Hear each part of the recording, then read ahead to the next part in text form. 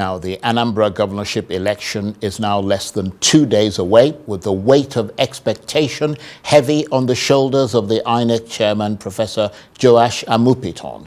He's under pressure to prove himself in this, his first electoral litmus test. Never has a governorship poll attracted so much attention, with huge expectations hovering over the ballot and on INEC's commitment to deliver credible polls. So how much of a bellwether is this subnational electoral contest? How much is it likely to reveal about the state of Nigeria's democracy? And how much of a crucial test of the strength of the political parties is it likely to be? Well, for more on this, I'm joined now on the line from Awka by Dengiyefa Angalapu, one of the authors of the Anambra governorship pre-election assessment report by the Center for Democracy and Development. Thank you very much indeed for joining us, and I apologize if I slaughtered your name there, but I'm sure you understand. I did my very best. So keeping in mind that this program will be reported in the wee hours of tomorrow morning, by which time reporting restrictions will have kicked in. I meant to say repeated in the wee hours of tomorrow morning, by which time reporting restrictions will have kicked in. Let's start with a bit of context. Just remind us of why this Anambra governorship election, which takes place on Saturday, is so significant and is being seen as something of a bellwether. Thank you so much, Charles, for having me, and good evening, Nigerians. Yes, so Anambra, it's quite an exciting state, really. It is a state, for me, it's a state I refer to as a state of many firsts. It was the state that first introduced us to what we now know as off-cycle elections. It is a state that has produced the first female governor, even though that was through the court process and the Peter Obi saga at that particular point in time. It is a state where we had the beavers and high first demonstrated and used in wide scale. And then it is now a state where, we have the new INEC chair being the first to conduct elections. I mean, this is his very first test of elections, and it is coming in Anambra State. So it is a state that is very, very, very, very, very significant. Now, why is it very important? The Center for Democracy and Development was at Anambra. We came to Anambra in August 1st, and then we had conversations with different stakeholders, with community leaders, and with different, observer groups in Anambra State. So what did we really discover about the elections? We grouped all of what we discovered into 8 I's. So we had the issues of institutions, we have issues of incumbency, we have issues of information disorder, we had intra-party and inter-party contestations, we had influence of personalities and all. But I would really begin with the very first one. The first one that we really discovered and interrogated was the issue of institutions. Now, when it comes to institutions, we are looking at INEC, we are looking at, for example, the NOA, the National Orientation Agency, we are looking at security agencies. So we asked the question, how prepared are institutions? So we spoke to the INEC rec, we spoke to different staffers of INEC, key informants, staffers of INEC. We also spoke to, different stakeholders, political parties. We realized from the view of INEC that they were ready. They had conducted, they had configured the beavers. They had also conducted ad hoc staff training, which for us was, very, very good to hear. However, when we had a key informant interview with some INEC staffers, we also realized that there was still this fear in them. The first fear is the fear of the past. It is a state where we've seen the burning of INEC materials. INEC officials have been targeted in the past. Of course, if you know the history of Anambra State, and I'm sure many Nigerians would know that in 2021, the unknown gunmen came out to say elections will not hold. And the main target became INEC officials and security agencies. So that past is still there. The second part of when it concerns INEC, it's the reflections from the 2023 elections. So when we spoke to people about how they perceive INEC, we saw that there was a lot of distrust. People were basically telling us that how they show that the election results were counted, especially because High Rev failed in the 2023 elections. Let's not forget, this is a region and this is a state that voted massively for a Peter Obi of the Labour Party in the last elections, and unfortunately we had an IREV glitch that has now led to some kind of distrust in INEC. So we had those challenges, but beyond that, we asked INEC, what are you doing to ensure that people come out to vote, that trust is rebuilt in the institution? INEC told us categorically that they've been involved in voter education. So we try to test this view with also the citizens and what they perceive. We realized that, of course, voter education had been on, but how they are receiving this voter education is also somewhat, checkered. So, for example, citizens were able to tell us that most of the voter education were very predominant in urban areas, but in rural areas they had less of that. This was same thing with NOA, voter education by NOA. That was the response we got from the citizens.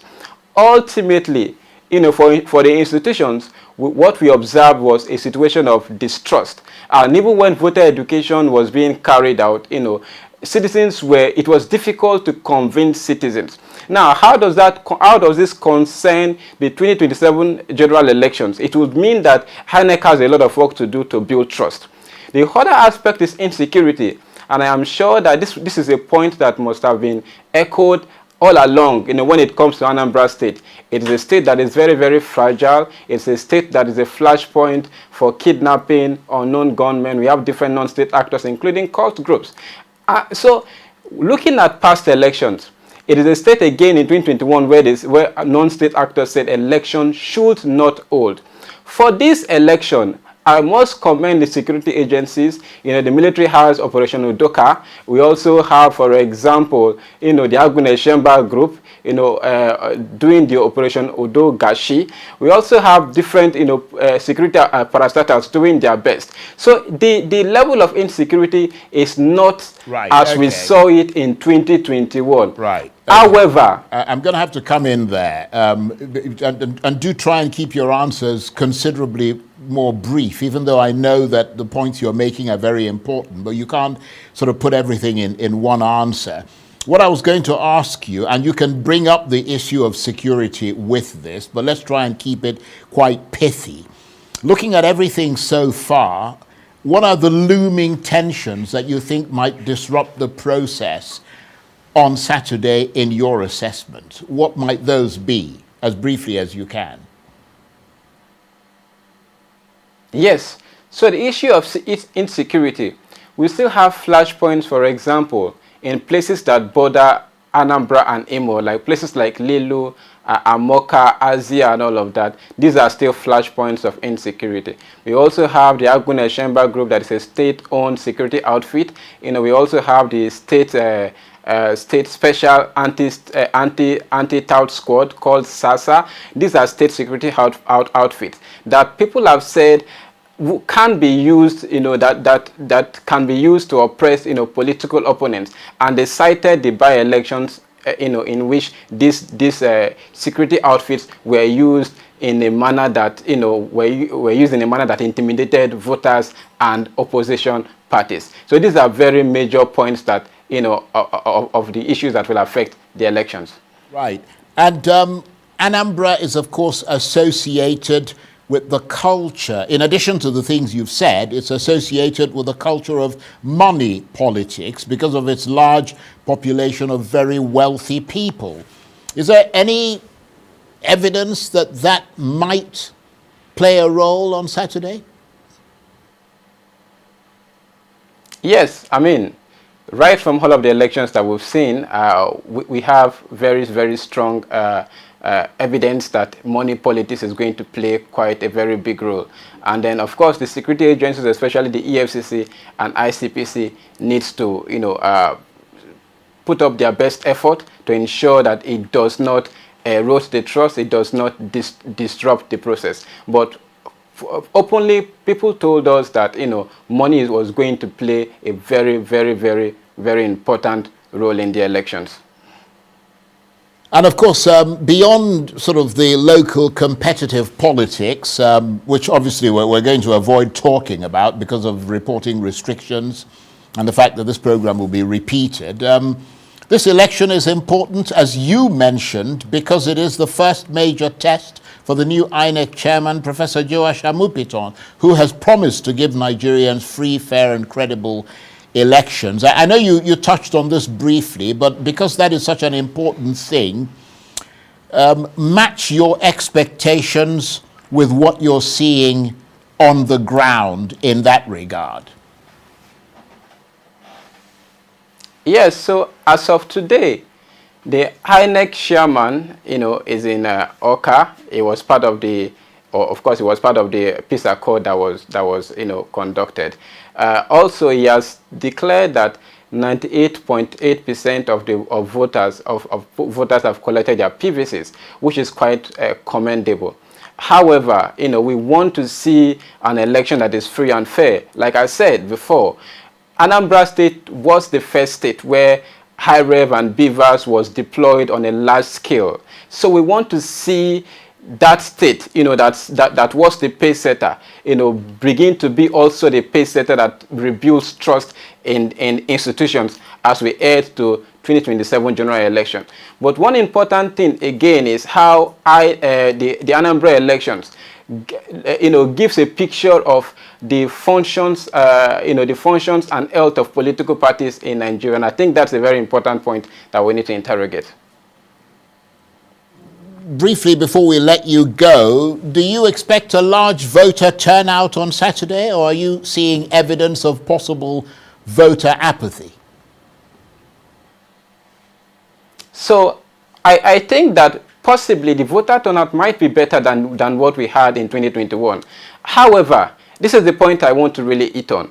The point is that the health of political parties in Nigeria are greatly affecting the Anambra elections. The level of competition that we used to see in past elections is not so. So we are seeing a semblance of a one-party system in Nigeria at the moment.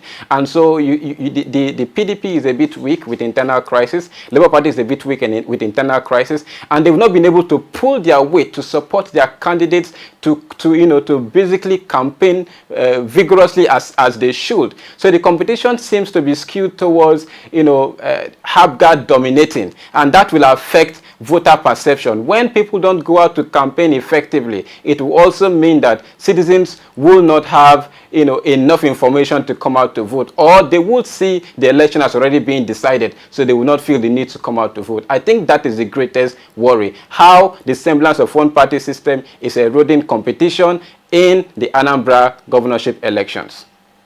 Okay, on that note, I want to thank you very much indeed for your assessment. Dengiyefa Angalapu is the author of the Anambra, or one of the authors of the Anambra Governorship Pre-Election Assessment Report by the Center for Democracy and Development, who was talking to me on the line there from Awka, the capital of Anambra State.